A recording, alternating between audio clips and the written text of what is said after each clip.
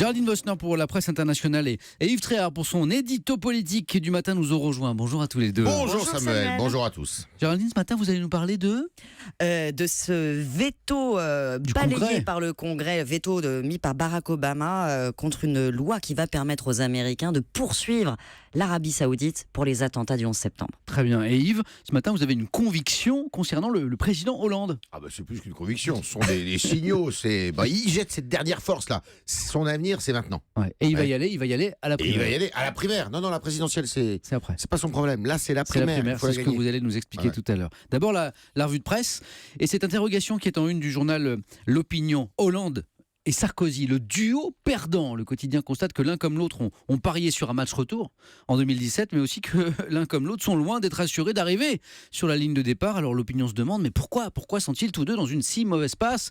Eh bien pour une raison toute simple, selon le journal, leurs quinquennats ont déçu.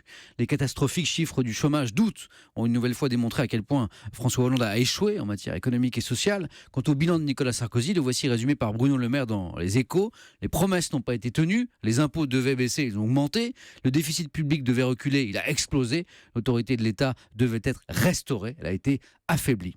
Les Échos qui proposent ce matin un bilan du quinquennat en cours. Impôts, dépenses, déficit, l'héritage de Hollande. Un bilan résumé par l'économiste Philippe Aghion, qui fut l'un des conseillers du candidat Hollande en 2012. Il a manqué son rendez-vous avec l'histoire. La réduction du déficit public s'est faite à coup de hausse d'impôts qui ont plombé la croissance et l'emploi, alors qu'il aurait fallu réduire nos dépenses publiques, alors qu'il aurait fallu mener une véritable réforme de l'État et une réforme de notre fiscalité pour la rendre plus simple, moins dissuasive aussi pour l'investissement et l'innovation.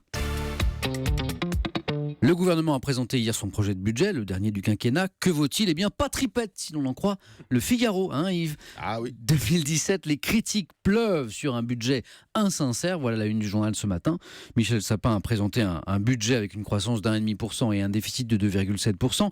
Prévision mise en doute jusque dans les rangs du Haut Conseil des finances publiques présidé par le socialiste Didier Bigot.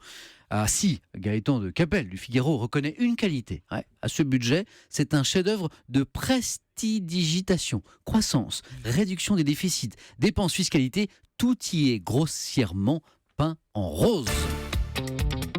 Je vous signale enfin ce dossier du Parisien sur la grande défiance française envers les vaccins. La France est le pays au monde où l'on doute le plus de l'efficacité, de la sécurité des vaccins, au grand désarroi d'ailleurs des médecins. Selon une étude inédite, un généraliste sur deux estime que lutter contre les idées préconçues des patients est une véritable montagne à abattre.